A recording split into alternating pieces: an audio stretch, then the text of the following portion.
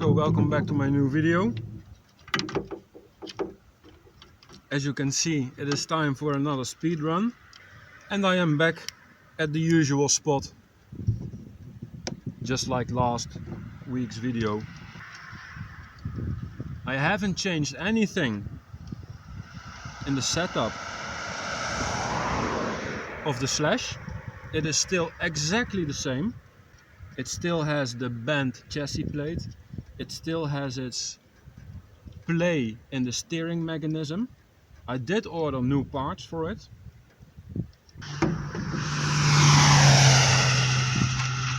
Well, there's a lot of traffic right now.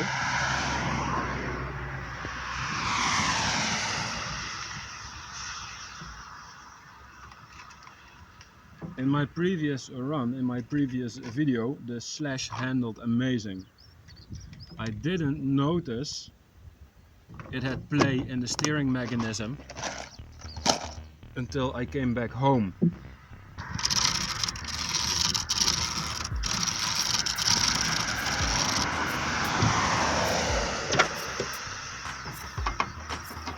And I hope that the play in the steering mechanism is not going to cause any fatalities, so to speak. So it is a calculated risk, but I am willing to take it. And why is that? Why do I still want to run it right now? Now there's almost no wind. If you saw my previous speed run, you could hear and see that there was a lot of wind. And I want to see what the difference is in top speed without any wind. Even if I am driving out of the wind and not against it. So in my last run I had the wind in the back, and today there will be almost no wind. And I just wanted to see if it makes any difference in top speed. And if it does, I want to know what the difference is. Is it a positive or a negative difference? Will the Slash be driving faster today or slower? If you ask me, it is going to be slower. But that is just my assumption. I'll have to check the GPS after these runs if there is any change in top speed for the better or the worse. And that is why I am going to do the speed run now without any changes to the setup. And I do mean without any changes, because only then the car will be exactly the same. Same electronics, same setup, same batteries, same everything. The same road. The only difference is in weather conditions. And as you can see, those weather conditions are about to change. And this car doesn't have waterproof electronics. The ESC is not waterproof. The receiver is not in a waterproof receiver box. And obviously I am running slicks, which doesn't help when driving in wet conditions.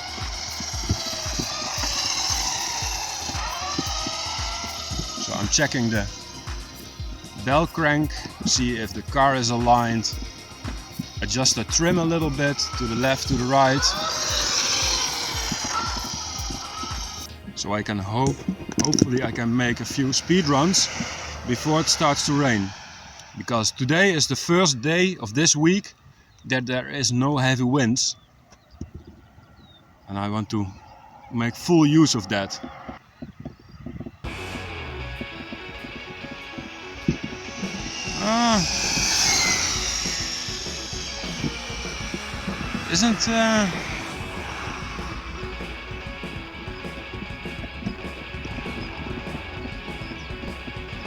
Doesn't feel well. there's a slight deviation. I'm gonna have to play with the steering trim a little bit more. Maybe it is the play in the bell crank mechanism or the wheel hubs that cause the deviation or the misalignment.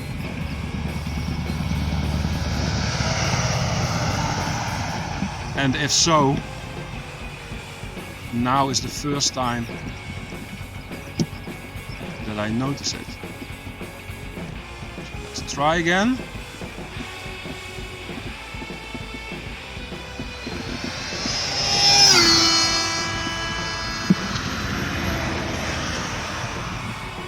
Okay, so there's a small truck coming. I'm gonna have to turn around quickly. Two trucks coming. Have to stick to the side. And today is not a Sunday, nor a sunny day. So there's a bit more traffic. So let's try again.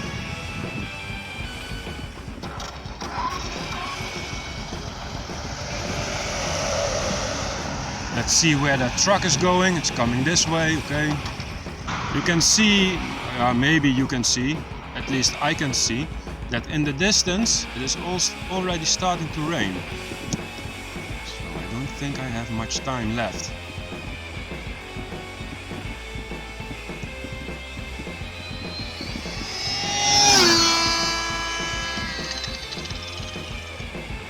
No traffic at least. Let's do a run this way.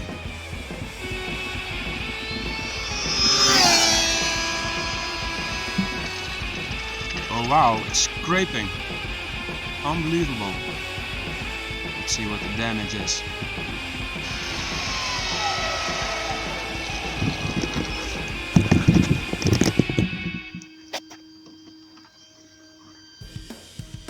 Just here a little bit.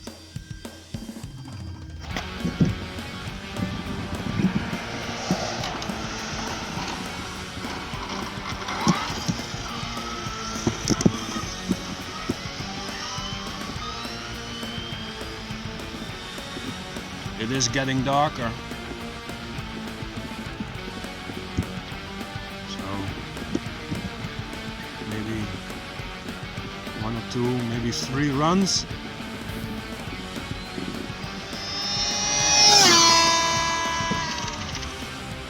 Let's do a run this way. No traffic behind me.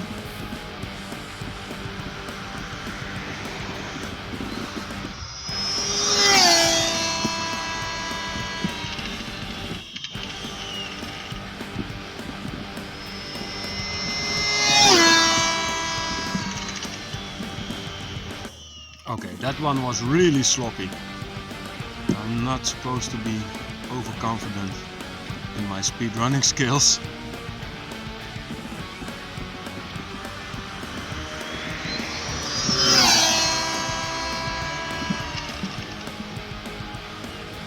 I can hear it rumbling, there's traffic coming.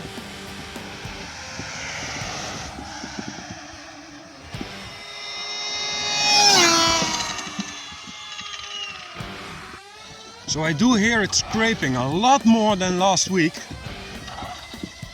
Maybe it was scraping last week, but I couldn't hear it because of all the wind, because I haven't made any changes to the car.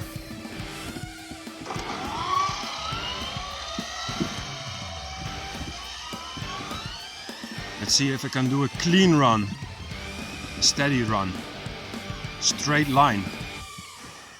Wow. It just went to the right.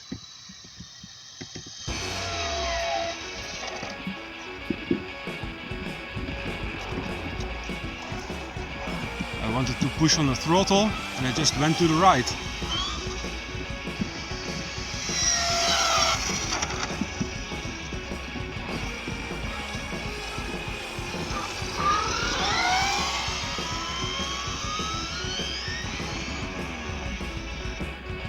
Last run, and then check the GPS.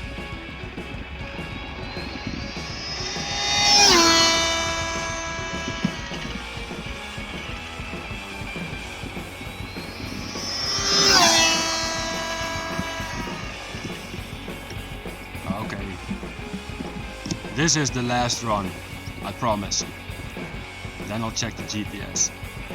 I just love speedrunning too much.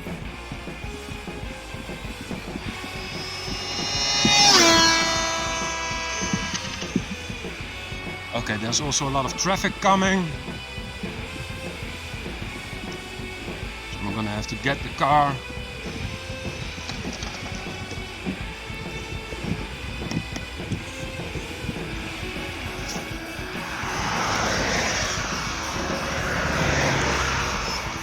And it's dark all around.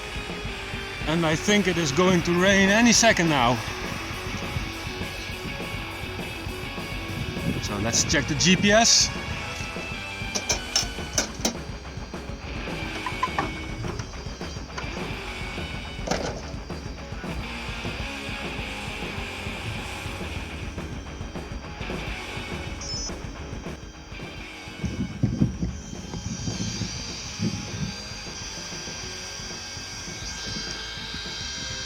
$147 again. It's on the run for 11 minutes 6 seconds. That's the track time. Distance 6 kilometers 440 meters. So let's check the history.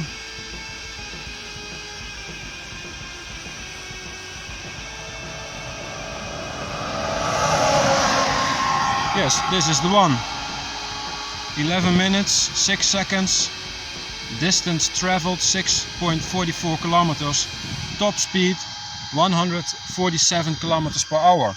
So the top speed is exactly the same. I didn't expect that.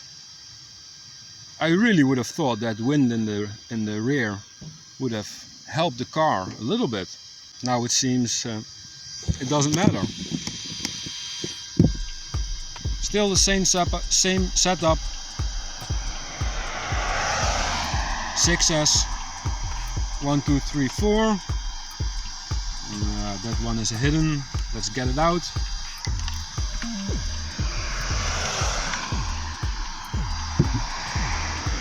One, 2, 3, 4. Same batteries. Gens Ace Bashing 5000 milliamps 50C. The same 1600 kV Castle motor and my Toro ESC.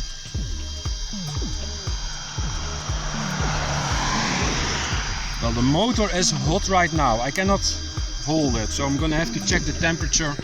I think it is a lot warmer right now compared to my previous runs, because in my previous runs the interval between the runs was much wider. Now I was just going back and forth doing speed runs, so I pushed it a little bit harder. I'm packing the car right now and it is starting to rain, so I quit speed running at the right time. So now we're back home. I've hit the same top speed. I'll check the GPS when I hook it up to the computer to see it in all its details. I've learned two things today. The first and probably the most important thing that I learned today is never do a speed run when you are in a hurry. That's what happened to me. I drove home back from work, the sun was shining, there was no wind, so I came back home, I had a quick dinner.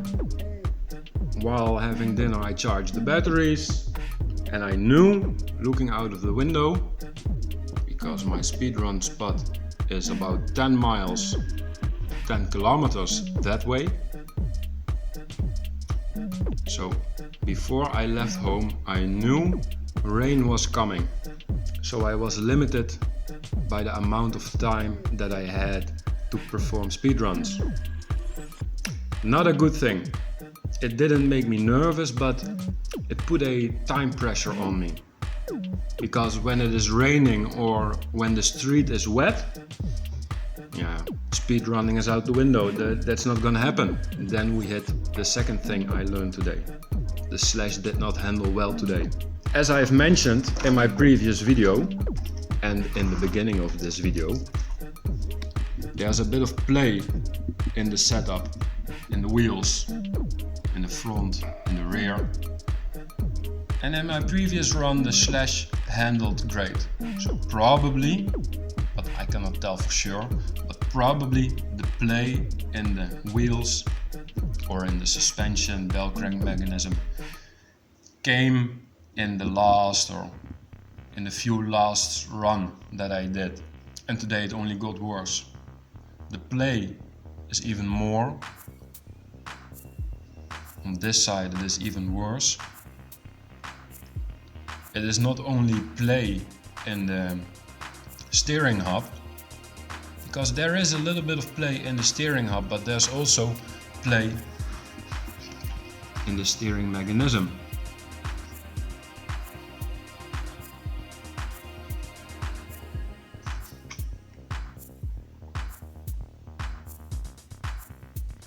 That is play in the bell crank mechanism. And in the rear,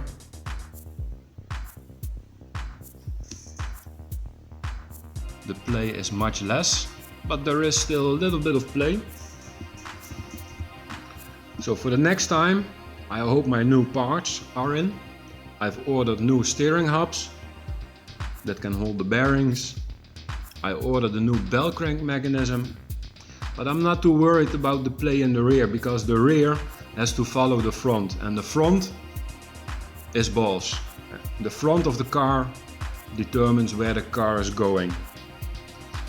And I noticed when accelerating that the Slash would just go several meters to the side, left or right, mostly right. So yeah, that's a real issue to address. So, parts are coming. All in all, the Slash sounded great. Acceleration was great, top speed was great. That's another thing. I did not expect to hit the same top speed. I really didn't. I've hit 147 kilometers per hour again. And I'm really happy about the consistency of the Slash. So the last run, the previous video, was not a lucky shot. It is what the Slash is capable of. Well, I took the duct tape off here while taking the body off. As you can see here in the front, it is really scraping, like a lot. So maybe it has something to do with the wind. Because when I ease up on the throttle and the car is slowing down, it is immediately touching the ground. It is scraping. It wasn't doing that in my previous speedrun session, because I can see the damage right here. The duct tape is worn off a lot. The aluminium is chipped down a lot. I mean, there's some real damage in there. You see that bright spot over there? That's all from today. So maybe, but I'm not sure, maybe when I ease up on the throttle and the car is slowing down and it is scraping on the ground, the deceleration without the wind in the back is faster than without any wind, so the car tends to lean forward a bit more. That's the only explanation I can think of right now. I haven't changed the shock absorber settings. I haven't done anything about that. I haven't changed the ride height. Let's check the ride height. It is lower, much lower, and I'll show you guys why. Well, I hope I can show you guys.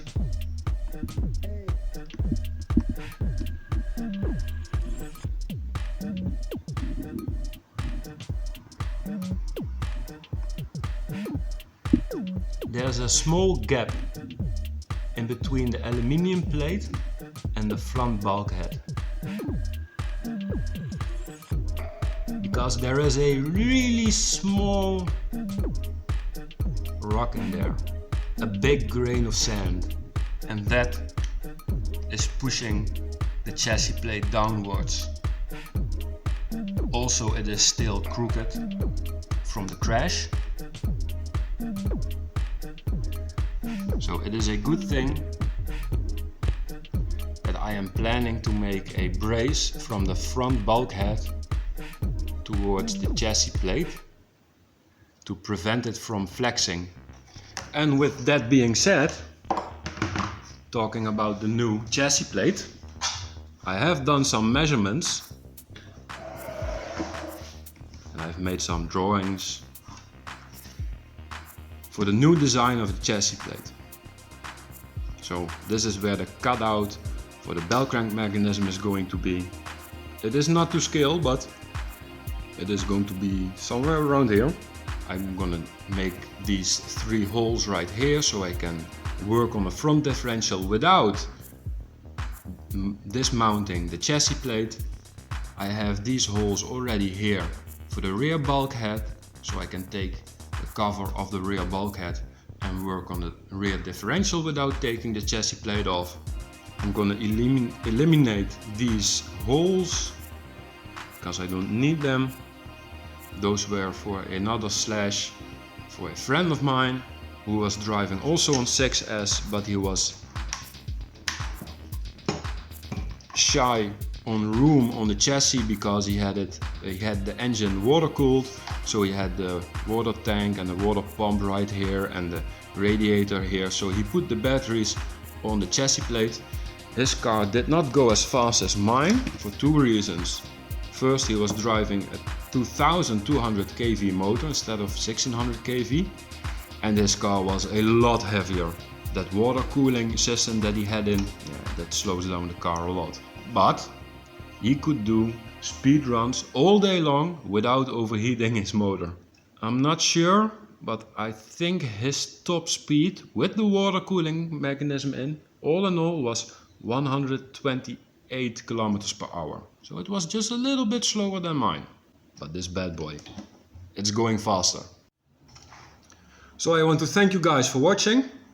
I hope you learned something today, same as I did.